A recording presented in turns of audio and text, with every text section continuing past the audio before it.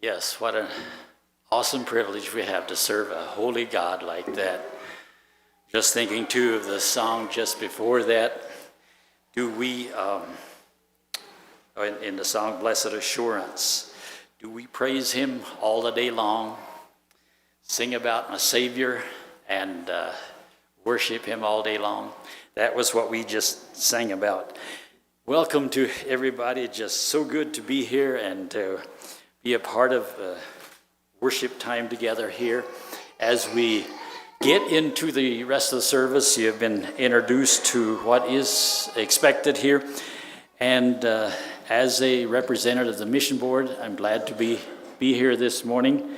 And so as you saw in your bulletins, several of our members have been out in the mission field, and we'd like to hear from them. It's just an encouragement when we can do that together, and and hear how their involvement in short-term missions has been a part of their lives. I think of the verse in Isaiah. It says, "How beautiful upon the mountains are the feet of those who bring good news of happiness, who publish salvation, who say to Zion, our God reigns." And I think that's whether we are in Canyon City or whether we're anywhere around the world, that could be our mission. I think God looks at those who bring the good news regardless of where we are at as beautiful. That's what he says here. So yes, just briefly introducing those coming up. Nelson and Meredith will be first. Meredith had served in the Jamaican Relief Ministries, and she'll be coming and sharing briefly about that. And for those of us who have been in missions, know what it's like to have someone from the home community, especially probably the leadership team, to come and visit. It just means a whole lot to have someone doing that. And Nelson was able to do that while Meredith was serving there at JRM, and also Ryan is there presently as well, Ryan Miller. And then Kelsey will be coming to share of her short stay in Thailand, and I'll let her explain what she was doing there. Probably part of it for her was just going back home, as the family had served there a number of years earlier. And then Jim and Dorcas were recently involved with the prison ministry in Florida, and will come and share some of their experience there. And then I will come back up and we'll go from there. Okay, Nelson and Meredith.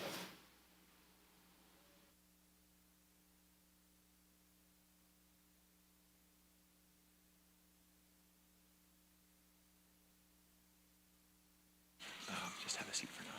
Good morning again. Real quick, I forgot an announcement. I'm not even 50 yet, and I have short-term memory loss.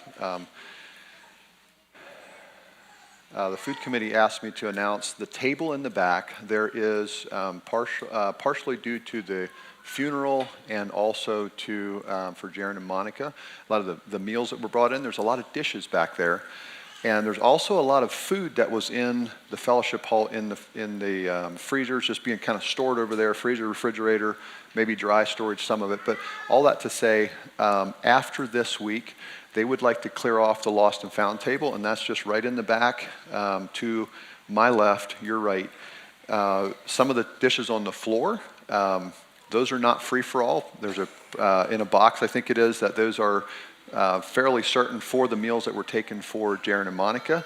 Some of the other ones, they really don't know who they are need to go to, so please check that. The food especially and the dishes will probably be cleared off the table, and after today you can purchase that at a fair price at New Horizons thrift store. So we just don't like to let those hang around too long, so I wanted to get that out of the way first. Thank you for that. Please check them. Some dishes are personal and you like to keep them, so we don't want you to miss that opportunity. So to preface this, Andy, real quick, Lauren had asked me to share a brief meditation and a vision for missions before just sharing. I don't want you to think that I just took the opportunity to preach really quick when I was supposed to give a report on Jamaica, but I am going to keep it quick because I was given a time allotment, and I have a video that I want to show, and it's 7 minutes, and my time allotment was 7 to 10 minutes. Please forgive me right up front. What is mission? What has God called us to? When we say we do missions or that we're on a mission, what is that? Mission, just simply by dictionary definition, is the vocation or calling of an organization, especially a Christian one, to go into the world and share its faith. In other words, if you take Christian out of it, the whole mission thing wouldn't have near as much of a meaning to it, right? Jesus' mission has embodied this whole term, missions. So we're on a mission, a specific task with a person, or a specific task that a person or organization is charged. How many of you know that that's you? Do you realize that you have been, there's a specific cause and a charge that you've been given? Raise your hand if you understand that, if you know that. That's a little scary. I was expecting a little bit more excitement of, okay, but here's the thing. Thank you, Jim. Jim knows that. So all of my whole little meditation or encouragement for mission is just simply, let's get a picture of what the mission is, right? If we don't understand it, if you are trying to sell cleaning supplies or a sweeper to someone, it doesn't really mean anything to them unless they have a picture of their dirty, grimy floors in their home. And they, man, I need a way to take care of this. Thank you for that. If they don't have that, or to give medicine to someone that doesn't understand that they have a disease that needs it, it's not a very easy sale. So let's look at the mission, and if we start with the mission, we can't start in Matthew. It has to start all the way back at creation in Genesis. And we know the story really well. So in Genesis, and I'm going to use the right side of the stage. It's symbolic, the right and the left, right? We know that in the end, there's a judgment, and there's a right hand and a left hand. So on the right side of the stage was the Garden of Eden. This starts in Genesis. This was just one man and one woman with God. This is what he had created it for. They walked in this absolutely gorgeous garden that God had created for them to enjoy. And in the cool of the evening, they would walk with God. They would talk with him. They would have conversation with him. They would have communion with him. And their souls were full because that's what they were created to do. Then the enemy of God, came and talked that couple out of it. And at that point, they represented all of humanity. That's all there was. There was just two of them. So the whole world, you might say, not 7 billion people, just two. Created a separation from God, all the way on the left side. So here they are, out of the garden, away from God. Way over there, there's this huge chasm that was created between these two humans, all of mankind, and the God that they were created to worship and serve. Partway through the Old Testament, God instigated the first part of his plan. So God, this didn't scare him, but he already had a plan to redeem those people back to get to that same place where they were before. Halfway through the Old Testament, right here, he gave them something called the law. But the law wasn't complete. All that it did was show them all the things that created that chasm, that big ravine that separated them from God. It pointed out those things, the way that they lived their lives. When they did those things, the thou shalt not, when they did those things, it kept this separation between them and the Lord, right? So they did that for several thousand years, and their sin was pointed out, but there was this feeling of hopelessness because they didn't have direct communication with this beautiful Father that had created them, that they had originally designed. So halfway through our timeline, roughly, this Father did an amazing thing, and I wanted to bring a father and a son up here and represent this, but the 7 minutes didn't allow that. The Father did something absolutely incredible that would unheard of. He sent his only Son to die, to come down to earth, and there was another step taken towards that redemption. And if you look behind me, is the center focus of this whole plan, right? It's called the cross. The cross is what this loving Father sent his Son, and he died. He died on that cross, paid for all of those sins that he had pointed out with the law, all part of this journey that he was walking with them. He paid for it. And if we bring people to the foot of the cross, they can then, and if you can picture, this chasm is still here. And when I say a chasm, how many of you have been to the little park right outside the Royal Gorge where you can literally get right to, not in the park, but you can get right to the edge. You can stand right on the edge. How many of you have you seen that? And you look to the other side. That's the kind of chasm I want you to picture. There's no way to cross that. You can't jump across, you can't run across, you can't. But if you look down to the right, there's a bridge there, and you can just walk right across it. This huge chasm. If you picture that cross, if you laid that cross, the foot of the cross is right here. If you laid that over to there, it bridges that chasm, and we can get directly to the Father. That's what his son, Jesus, did when he died. But Jesus didn't stay here. He went back to heaven again. And here's where the mission is. So this whole point, this whole plan, this whole journey from separation to God the Father is the mission. That's what the mission is, to bring us back into relationship with him. Jesus did that through the cross. But then when he left, he said two things really clearly. We don't have any doubt. He said what he's going to do, and he said what he wants us to do. Right? How many of you remember what he said he was going to do? Just yell it out. He's going to go prepare a place. He said, I'm going to prepare a place for you. And when I come again, I will bring you unto myself. I will bring you, those that have found that relationship with Jesus, those that have made that connection with the Father, I'm going to bring you home, and you're again going to be in this place of perfect reunion with the Father, the same place that it started at thousands and thousands of years ago. That's the whole plan. That's what the mission is, to bring us back into this place. But he didn't say, he gave something for us to do. Somebody say that. What was it? Make disciples, right? He said, now I'm going to go prepare a place. When I'm gone, in this period when I'm gone, I want you to go into the nations. Because now, guess what? It's not just 2 people anymore. Now there's 7 billion people. He said, I want you to go into the nations. I want you to make disciples of the people. That's the mission.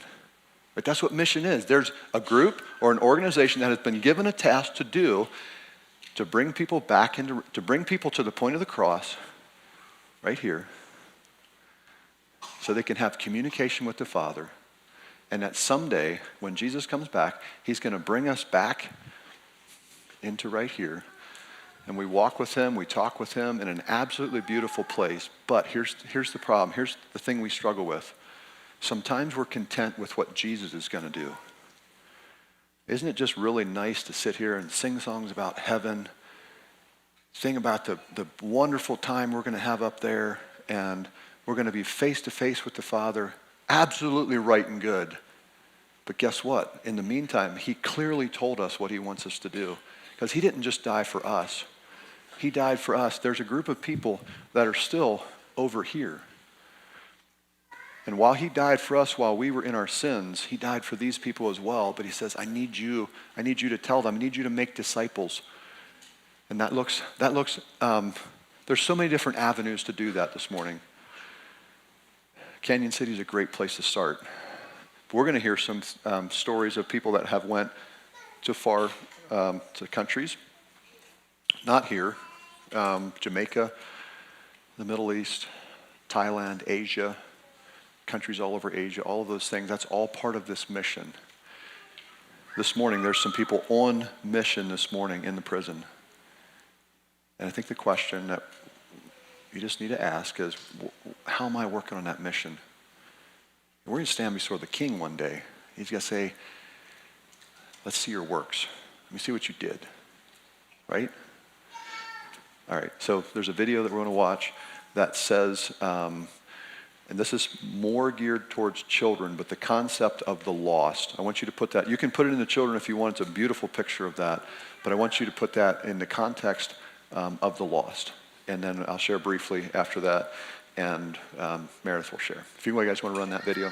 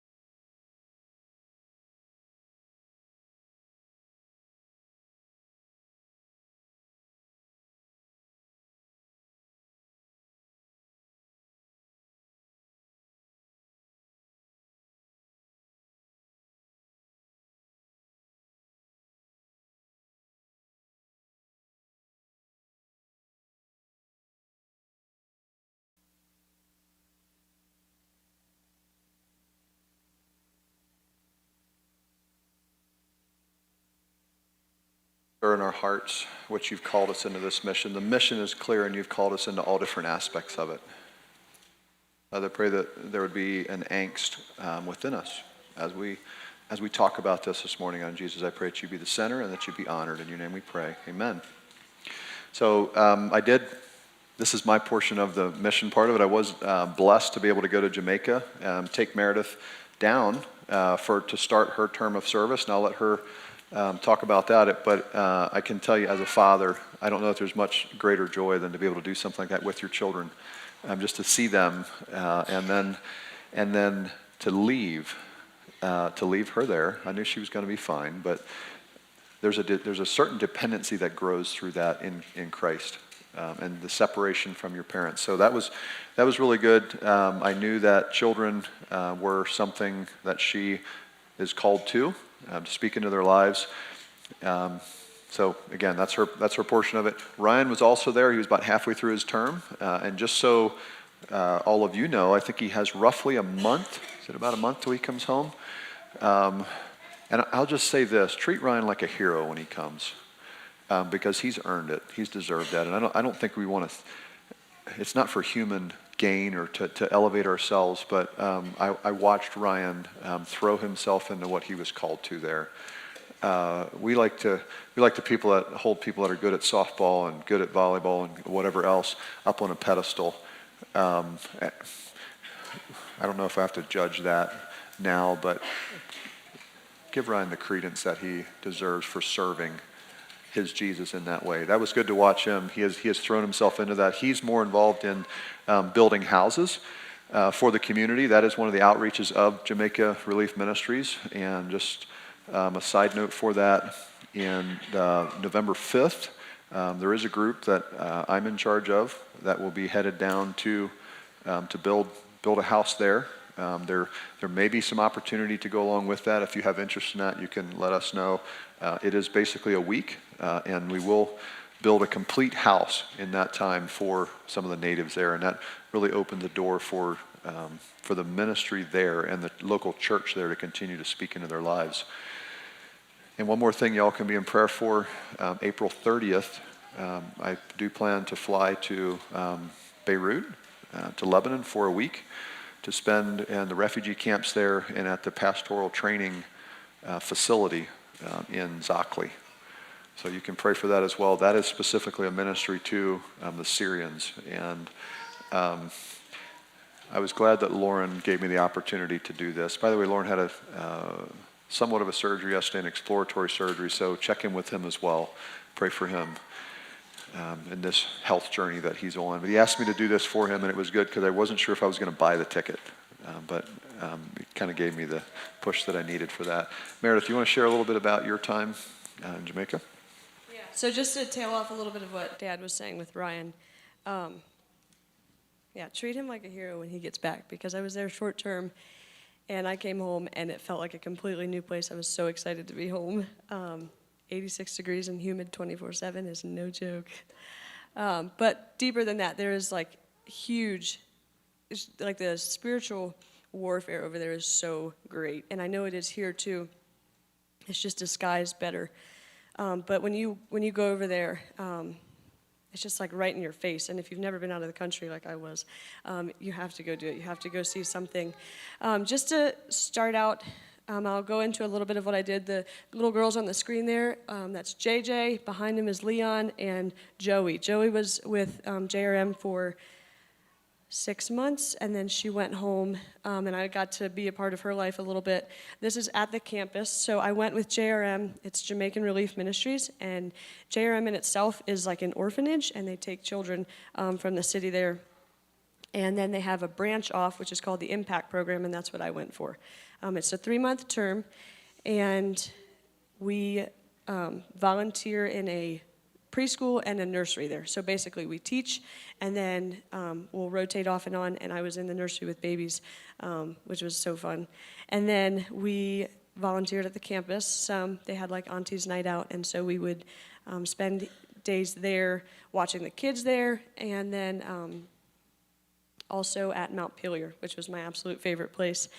It was, when we think of a city on a hill, it was literally a city on a hill. We volunteered at a football field at the top of the hill, and we would leave early from school and drive up there. It was like 30 minutes, and we go there every week. We did a Bible study at Blackburn, which was the school at Montpelier.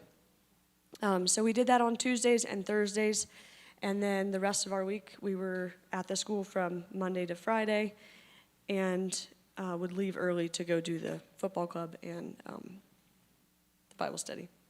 So I'll just share a couple stories. First, do you want to show the pictures?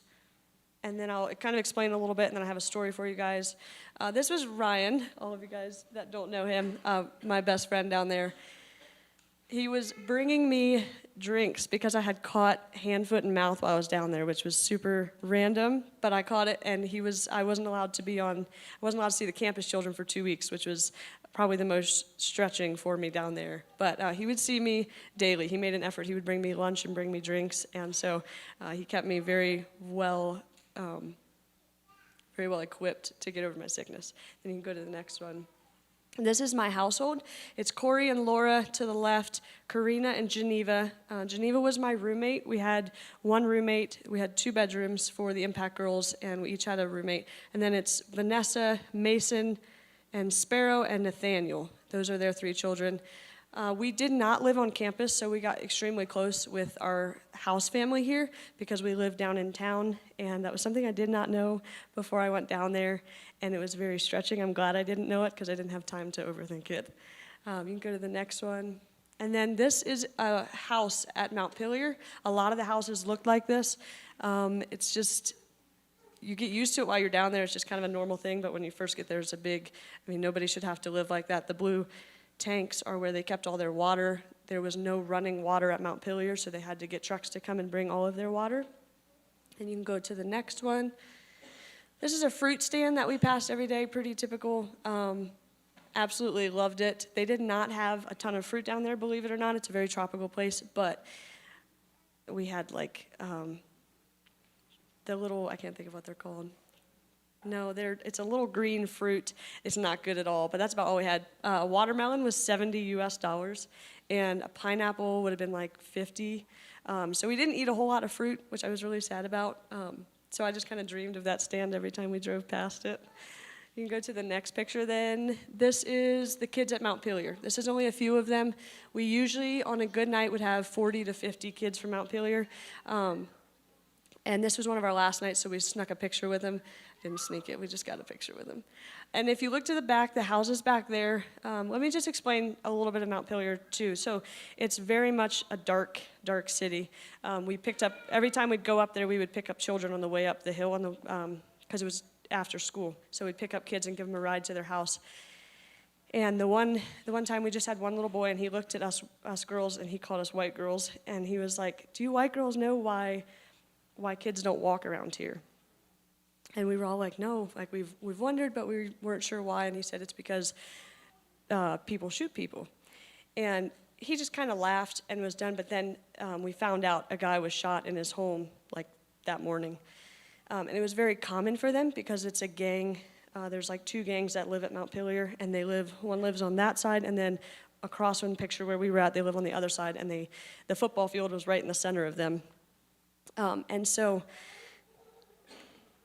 with all that being said, like I never ever felt scared or worried. Like you could very clearly see evil going on when you would drive through there, but you never would feel scared or afraid, and I just credit that to God because you easily could have. There was a lot of sketch things going on, and the one guy told my house dad when we got there, he said, "You guys have no idea when you pull in, when we see your van coming," he's like, "it's just like a light coming into the football field." And he said, "Everybody knows you guys," and he's like, it's hard to explain, but he said there's like a physical light that's just around you when you go in there. So I thought that was really cool. And then I don't know, do I have any more pictures or is that it? Okay, this is at Blackburn. Just a few kids there. Yeah, you can keep going. This is their schoolroom. They would fit 40 to 50 kids in a little room. And then there was one teacher, Sophie. She's awesome and takes care of all of them. So that was really cool. This is where we did our Bible studies, and then we would have a craft and a snack that we would do for them. And then there's Ryan again at campus. These are some of the kids there. And I think that one's it, right? Okay, cool. No, he asked if that was Dee Dee. My uncle is adopting a little girl from Jamaica, and I got to spend some time with her and got to know her, so that was super fun.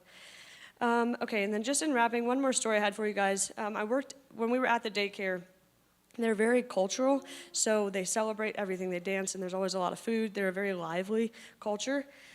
And it's super fun, but like I said, there's just a lot of spiritual warfare that goes with that. And it was their culture week. They took off school for the week, which we did not know about, left us kind of empty for a week. And I had gotten like food poison that week. And we would eat sketch things and then just tell ourselves, we'll take dewormer, it'll be fine. It was not fine this time. And so was just getting better from that. And we went back to school, found out they had hand, foot, and mouth the week before.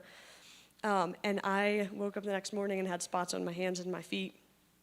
And so it's super uncommon for adults to get hand, foot, and mouth. So they took me into the hospital, and we were in the room with the doctor, and she told me I have it, whatever, that I have to quarantine. I can't be around the kids for a week or two. And then when we were getting ready to go out, we could hear a man yelling out in the hall. And you just kind of sit there and you're like, okay.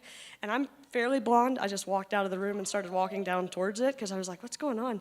And the doctor actually came and got me and told me I have to come back in the room because she was scared. She didn't know what was going on.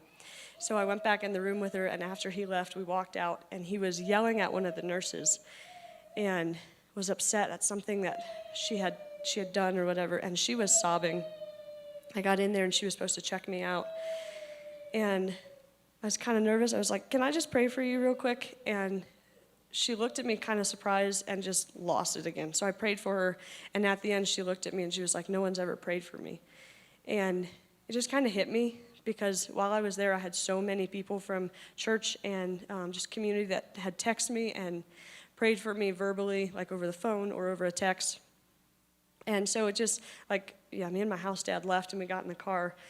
And I was sitting there, and I was like, you know what, if I had called my mom, actually, and Mom had told me, she's like, if you got hand, foot, and mouth just so you could have that one interaction, like, it'll be worth it.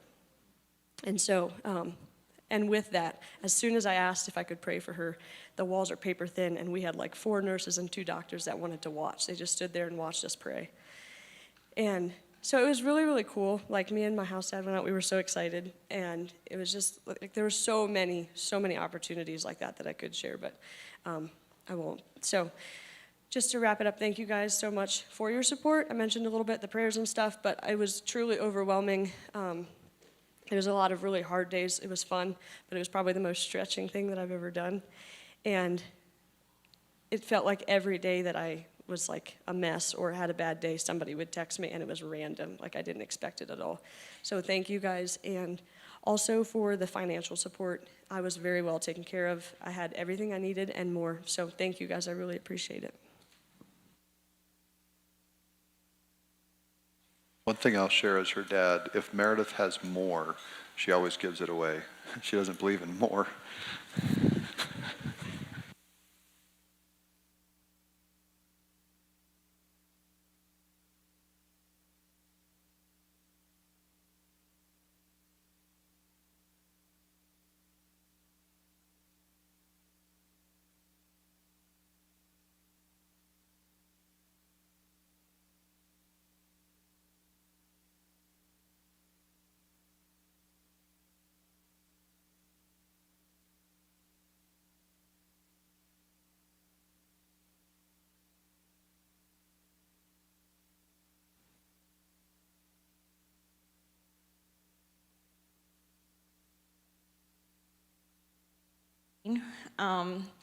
So a little bit of backstory for me of going to Thailand. I lived in Thailand 4 years with my family during 2013 to 2017, and then after we had moved back to the U.S., I had went back and lived there again for a year during 2019 and 2020, and I lived at a place called Hope for the Family, where we were taking care of 9 other girls.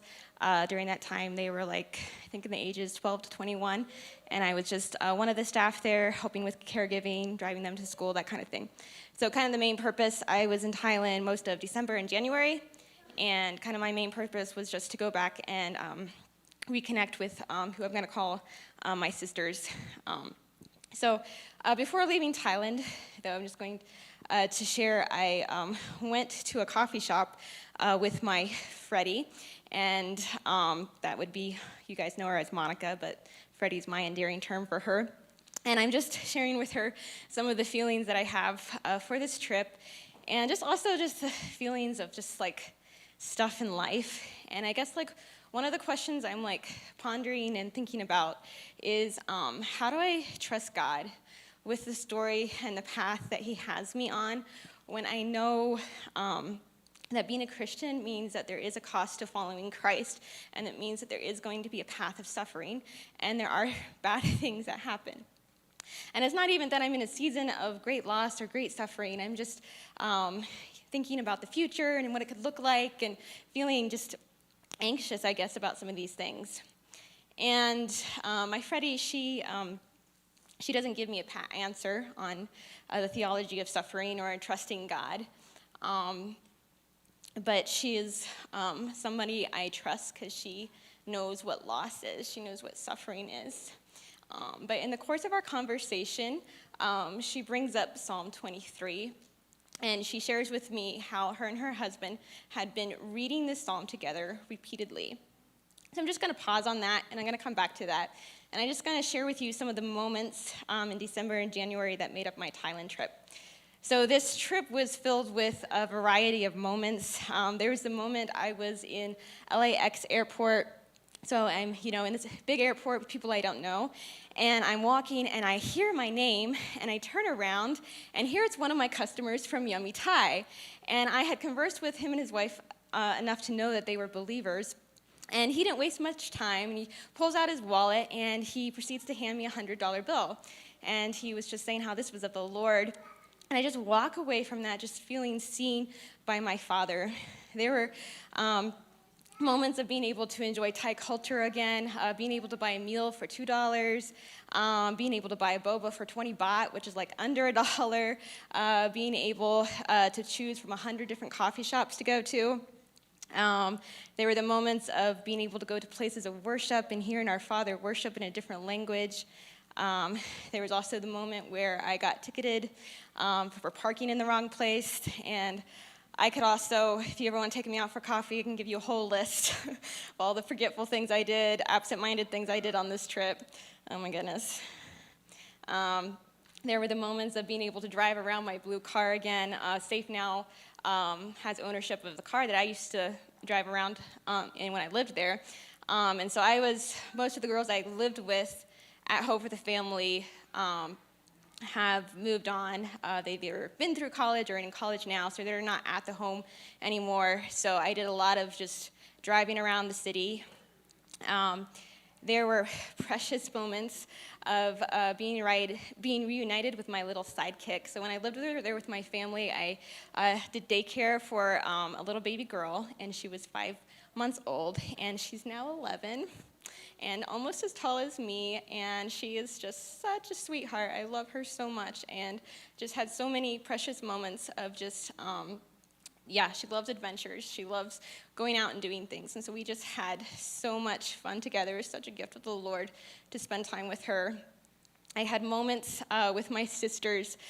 Some of these moments included teaching my sister to drive or talking late at night in bed. There was also our New Year's Eve girl party, which included chocolate fondue and dancing. There were the moments of going out for supper, or how we say in Thai, going out on a tio, which going out on an outing together. There was the moment of being in the ER in the middle of the night with one of my sisters because she had food poisoning. And so I just had a lot of fun moments reconnecting with my sisters again. There were challenging moments too, challenging moments of trying to connect or weariness on this trip. One of my highlights from this trip was I was able to do an out-of-country trip with one of my sisters where she got to use her passport for the first time, and that was such a blessing and gift and so much fun. Some other moments included village life, visiting one of my friends, and sitting around the campfire at night and being able to meet new friends who had stories of fleeing their country because of war, and they didn't want to participate in this great evil. There was a moment of going with a prayer group to a children's home with 500 children, where we were praying and blessing over the children, and my perspective of Jesus praying and blessing over children will never be the same again. There were also moments that included you guys, the church. So it's me and my dad overlapped. He had a group of Safe supporters over there in Thailand, and we overlapped on Christmas Day. And so on Christmas Day, me and my dad, we took out Gracie, little girl I was talking about, her mom and her sister, out to like this trampoline park thing. And so I'm getting ready to go jump on the trampoline with Gracie, and my dad, being the very sporadic man that he is, he's just like, oh, by the way, or however he says it, the church is going to be helping you out financially. That was a moment when I got teary-eyed. There was a moment when my dad told me that Bestuk, she blessed me also financially. What a gift to have the church lift the burden of the finances of this trip. There was a moment when my sister Teresa just sent me something extra when she was paying me back for something. There was prayers. I needed you, the church, in these moments. I would text my mom or my sisters or my friends, like, please pray for this, please pray for that. I needed you guys, the church, in these moments. Thank you for lifting the burden financially for me and spiritually. So in the midst of these moments, I'm still rolling this around in my mind. Was it me to trust God in my story? Trust him with my future when it could go this way or that way. And I know that there are things that happen in life. I know that the Christian life isn't a life absent of suffering. I know that it's not absent of a cost. It's in one of these moments that I open my Bible to Psalm 23. And it's these words, "The Lord is my shepherd." I connect this with John 10, which says, "I am good because I lay down my life for my sheep." I later realized that one of the albums I had been listening to the most on this trip, the first song on my album was Psalm 23. And of course, I remember what my Freddie had told me before I left about Psalm 23. So how do I trust God when blank has happened or could happen in my life story, in our life stories? I guess what I want to keep coming back to, and a reminder that God gave to me on this trip, was he's good because of his broken body and his spilled blood for us, and that he is a shepherd who's never, ever going to forsake us. And that's good news, guys.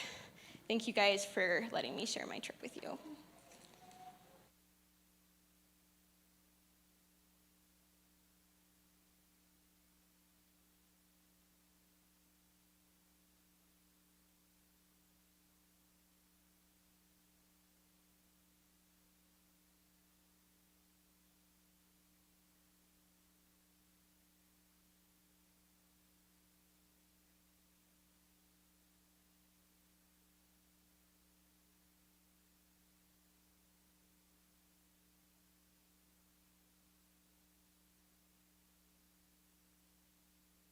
All right. First of all, I just want to thank the church here for the support that we received from what we did here. And I'm going to preface this all. We went to Florida and led a Bondage to Freedom seminar there. But it's very different. If you've been in the Bondage to Freedom seminar here, it's very different.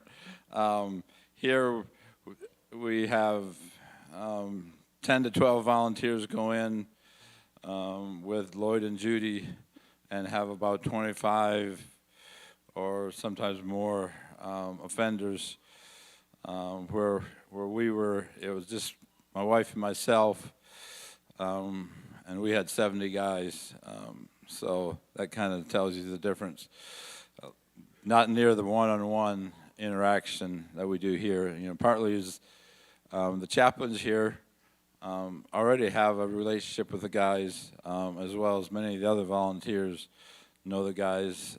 Where there, you're kind of going in cold. And yeah, Lauren gave me 5 minutes, gave us 5 minutes, so I'm glad everybody else didn't stick to their time constraints, so that I don't feel quite so bad. So to start with, I don't know, has anybody here ever been with the Gospel Express Crusade, Prison Crusades? A few of you, so you kind of know what I'm talking about. And I want to encourage the rest of you to, if you want to be immersed in prison, short-term prison ministry, and want to get your feet wet, it's a great possibility. So the way for the rest of you, the way it works, Gospel Express goes to. They used to do South Carolina, but that's kind of not been going since COVID. But they go to North Florida. There's actually 2 of them in North Florida, and also they have one in Texas that's going on now. And when we lived in Florida, that was our home community. So if you've gone to if you were at the North Florida Crusade somewhere between 2000 and 2008, that was our home church. So we was quite involved with them when we lived there, and since we moved away, every couple of years we'd go back to that crusade. And this winter when we was and we'd go back so we could spend time with Dorcas's family as well. So it was kind of killing 2 birds with 1 stone. But this year when we were down there for the they call it the Mariana Crusade. They've just the one in Tallahassee has just started up the last couple of years, and they were asking for volunteers. Yet then, for the Tallahassee Crusade for groups, the way it works, those of you that may not be familiar, there's singing groups that go in along with an evangelist, and so they sing and then do evangelism, and then volunteers go into dorms, and we weren't in a different country, but if you've been into the prisons in the South, it's like a different world than it is here. You go into the dorms, and the dorms have in a room maybe about this size. Well, some are quite a bit bigger, but there'll be 70 cots in that room, just out in the big area, and some of them smell. I talk to the offenders here and tell them they have a country club compared to what it's like down there, and they agree. So then they do that from Thursday through Sunday, and then Monday and Tuesday they come back with the Bindings to Freedom teaching. Kind of the idea behind it was for the guys that make a commitment during the crusade, it's more of a teaching, and the Bindings of Freedom is all about forgiveness and walking in forgiveness. So getting back to how we came about that, I talked with Merv Ash, who's now leading the prison, the prison part of the prison ministry for Gospel Express, and I said, well, I could come back in February to the Tallahassee one, which is still only just about an hour from where we lived and from Dorcas's family. I could come back and serve as an evangelist if you needed. I mean, I've spoken in prison, so I kind of know what it's like. And when he got back with me, he said, well, they got all them filled, but we're looking for more Bindings of Freedom teachers. So we talked about it, and that was kind of, the forgiveness was a little bit of our passion. Dorcas had shared with the ladies here last fall on that. and it's also part of our story of walking in forgiveness. So, and also teaching is a passion of ours. So, so we agreed to that. So that's how we got to do that. And just a little, I'm going to just share a little bit of what the Bindings of Freedom is. There's 4 sessions, and that was interesting.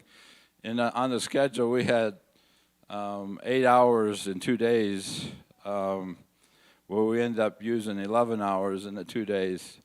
The chaplain at the prison we was at was very supportive, and so we started at 7:30 in the morning, and instead of having a 2-hour lunch break, they give them a half hour, and we kept going. So we went from 7:30 to about 2:30 in the afternoon of teaching, and there's 4 sessions. First one is Created for Relationship, which is basically make sure you're saved. We're created in God's image, and part of that, a big part of that is relationships, relational, because kind of the rest of the teaching is like if you don't know Jesus, it's almost there's no point in it. So that's the first session, and then the second session is broken relationships, and pain and wounds. A lot about pain and wounds that lead to broken relationships, and the difficulty that brings into our lives.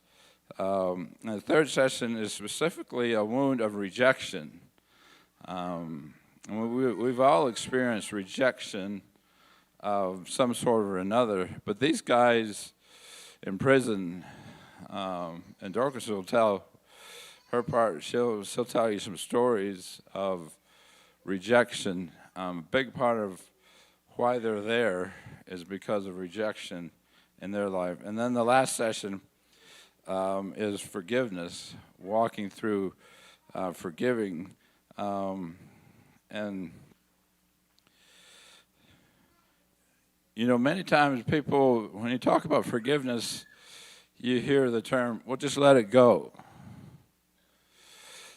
And can you just let it go? Now, you know, if I step on your toes when you're walking down the aisle, you can just let it go.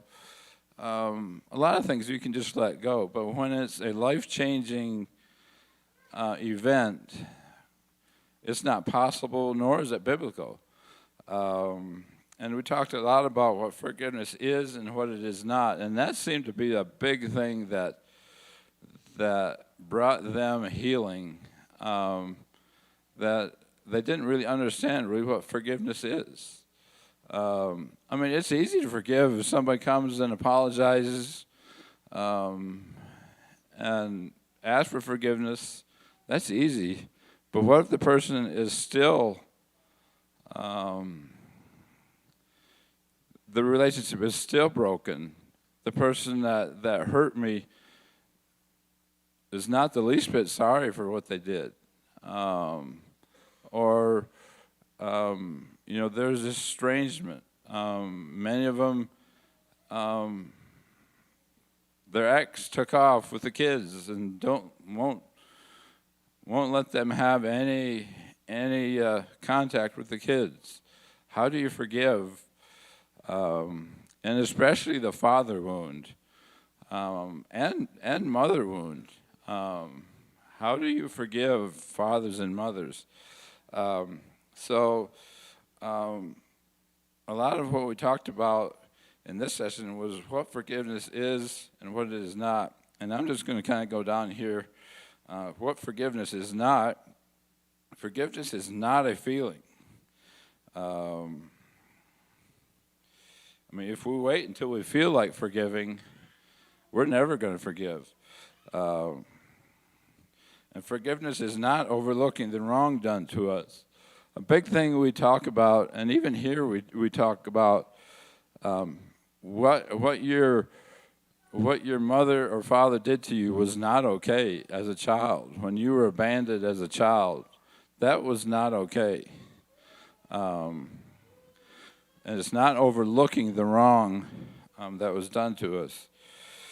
And forgiveness is not excusing or whitewashing.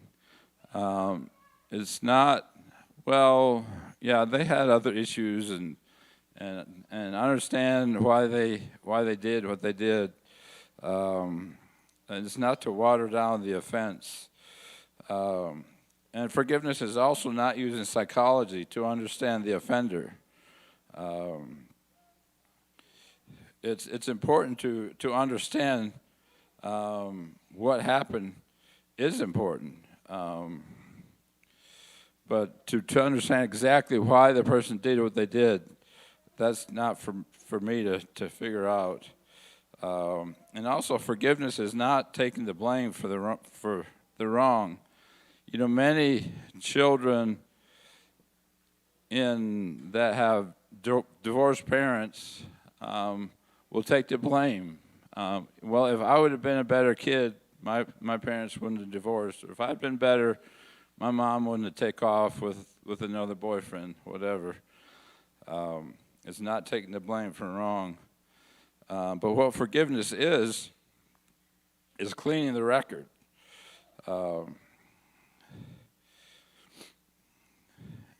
It's those who have wronged me, and allowing God to work through me. So, and also forgiveness is allowing God to be responsible for any vengeance or repayment. And this was a big thing, and Dorcas is going to share a little more on that. You know, the whole vengeance is mine, I will repay, says the Lord. You know, from their culture, if you hurt me, I'm going to do something back to you, to release my vengeance. It's a very difficult thing for the guys in that culture. And also, forgiveness is facing the pain directly. What you did hurt, and what not to minimize the pain that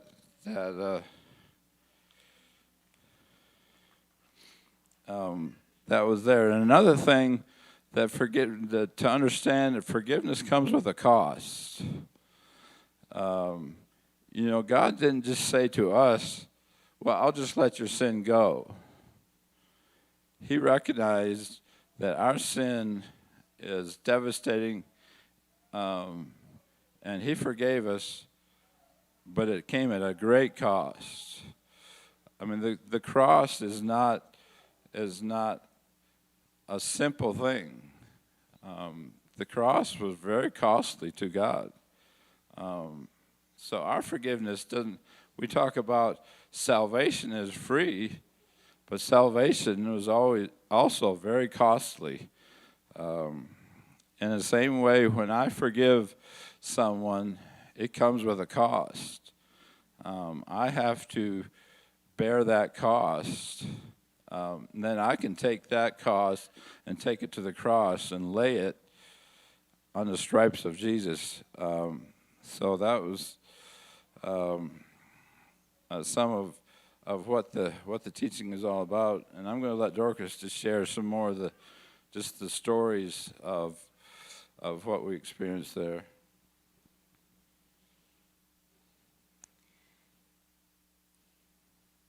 Yeah, mine is going to be pretty brief.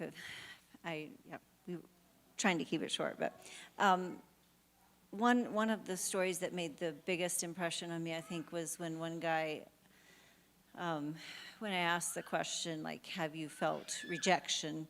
We talk about the different needs that we all have. They're basic needs, our basic human needs, and one of them was rejection, one was abandonment. Anyhow, one of those I asked, like, has anybody felt this? And, Someone raised their hand, so I pointed out, what was your story of abandonment?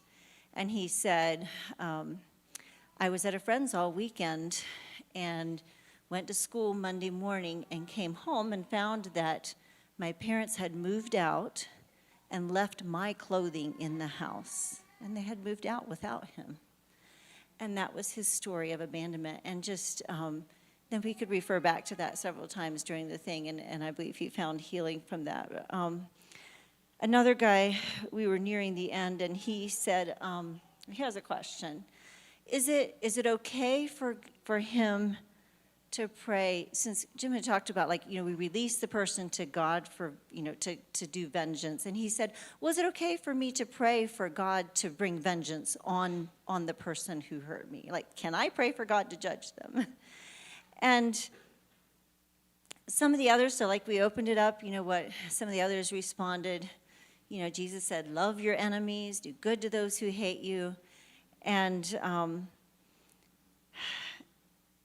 we could see that he was struggling with the idea the other guy really needs to pay for what he had done. But we kind of went back into the session, kind of left it lay a little bit, and then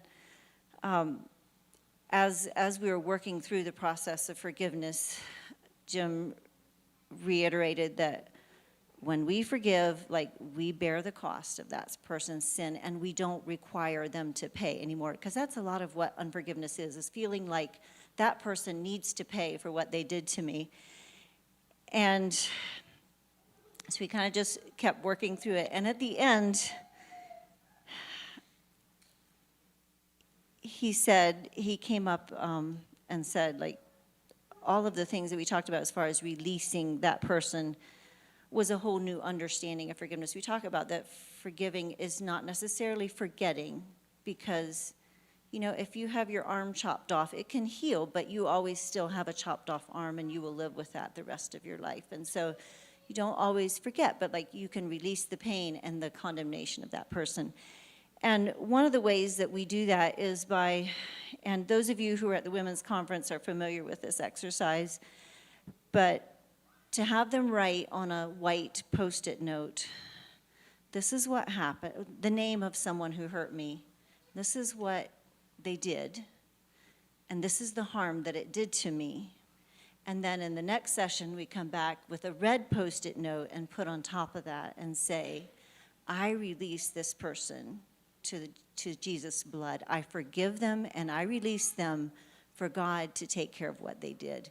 And we found that to be very powerful. And as we were doing that, just seeing men all over the room writing this on their piece of paper and seeing this tears streaming down their face as they released these people who had hurt them, that was huge. And then having them, say, this, you gave me tools to keep on forgiving. Many of them said, one guy said, every morning I forgive my offender. He's like, I have released them, but I choose every day. I will not pick it up. I will leave it at the cross. And for many of them, because their lives, the whole trajectory of their lives were changed. It's a reality. And I believe that we could give them tools for ongoing, that this is the freedom that you can walk in. And so it was very rewarding and exciting to see God working in their hearts and to hear their feedback, to interact with them, and see that God could help them to live in freedom. And also, yes, thank you for many of you messaged, said you're praying. Appreciate that so much. It was exhausting. When I looked at the material in this book, I was just like, there's no way we can do this. And it still feels like so much in 2 days. But thank you all for praying for us, and also for giving financially to help with the costs of going and being away from work and such.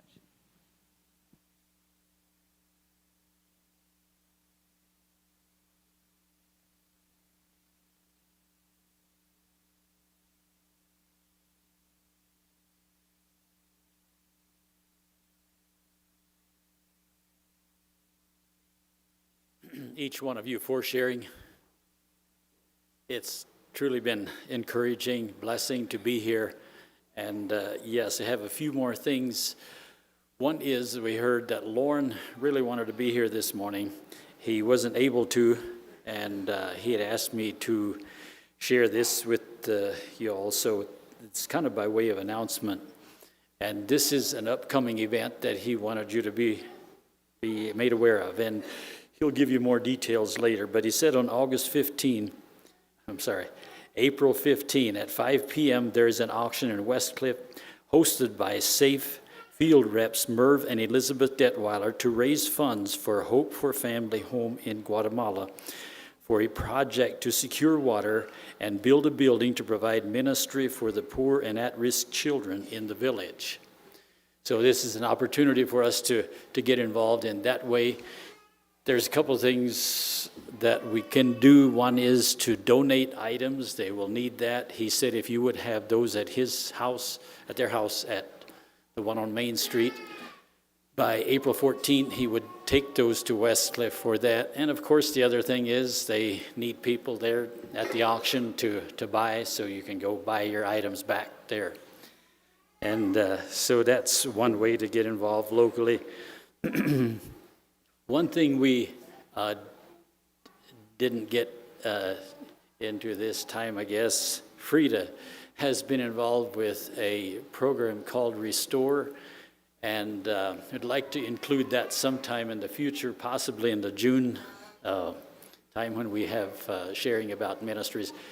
And it's a program that is helping those who are caught in human trafficking. And while Frida is not necessarily on the front line, she's coaching those that are, so that would be something to look forward to. One other thing for this morning. Dallas Knapp and his family are here this morning. Glad to have them here. They live in Penrose and attend Living Hope Church in Florence. And Dallas has been involved in a program here called Hike.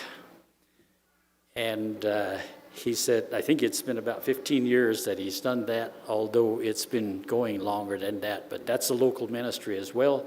And I'm going to have him come and share about that.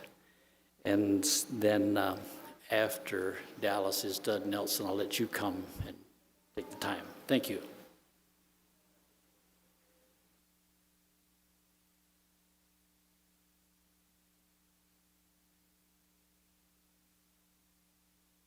Morning. It is good to be back here again. It's been a little while since we've been here. But anyways, Hike, I don't know how many of you are familiar with it. It's a program that Arlen actually started, I think is going on about 20 years now, when the first one started. But what we do is take boys 13 to 18, and it was started as a mentorship program, trying to teach guys about just life and what God has called on us as young men to be.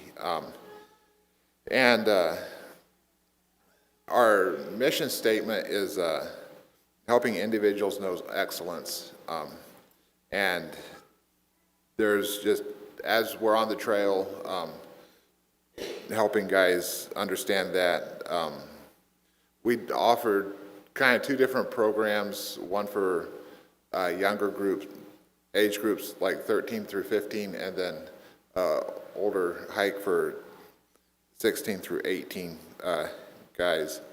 But anyways, I have a video for Hike, and we'll show that now.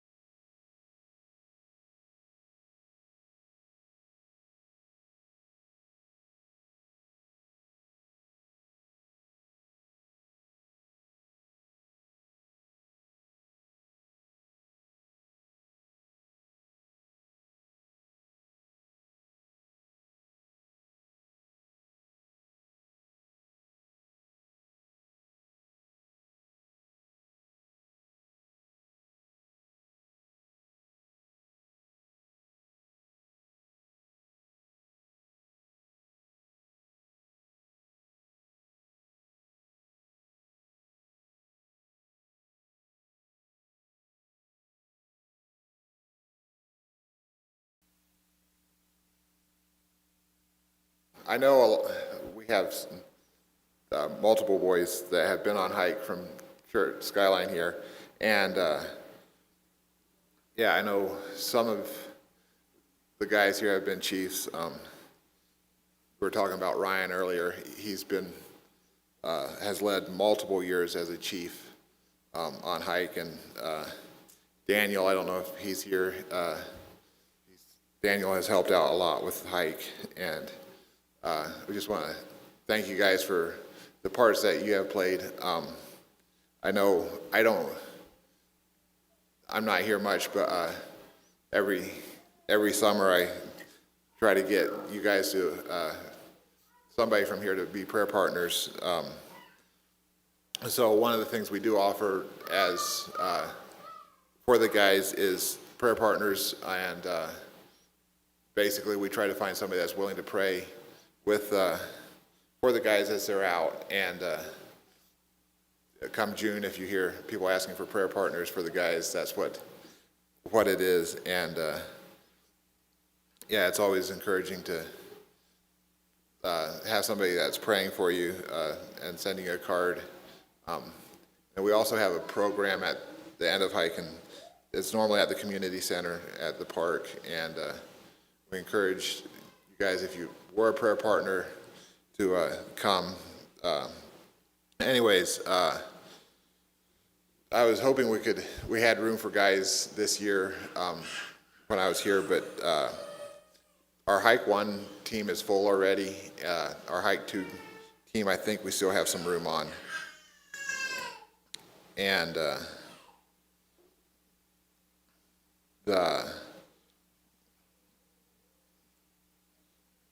anyways, I don't know, I mean, if it's something that you guys would like to help out with, there's multiple ways to help out. It happened, hike is in June, so if you have some free time and would like to help out with a ministry like this, you can talk to us. A couple of ways, if you're willing to drive to Denver just to pick guys up from the airport or help with transportation, would be a great way to help. Or we do a lot of food prep that goes into it that would help. One thing we would actually like, if there's a couple that this would interest to help out with, that would be willing to help with Emily and I's just organizing and helping with food and stuff would be great. Also, financially, we are trying to get a scholarship program going for people who can't afford to come but still want to. And we also have expenses of gear and stuff. We do try to keep the tuition cost for it as cheap as possible, just so the boys can come. But if you want to help financially, you can just earmark the checks to Skyline for hike. Skyline still holds our finances, so it's fairly easy for you to do that. Anyways, yeah, I just thank you guys for letting us come here, and it's a ministry that you guys can be involved with here locally, so thank you.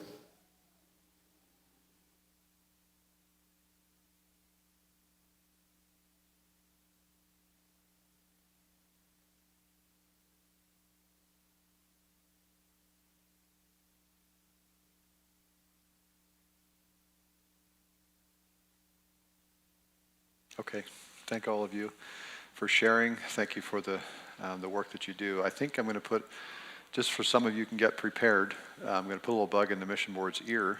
The next time, we heard from some expanded ministries, to hear from some ministries that are happening every week right here, whether it's with some of the New Horizons divisions or whether you're a businessman. Because the mission that I talked about at the beginning isn't just for these people that we're talking, it's for all of the body of Christ. So you might get tapped on the shoulder for that. Okay, very good. I think we're going to do the offering now, if we could. If ushers, if you could get ready. As they're preparing, if you have something that you would like to share, raise your hand. If not, we're into the Sunday school time a bit. I'm just going to let you all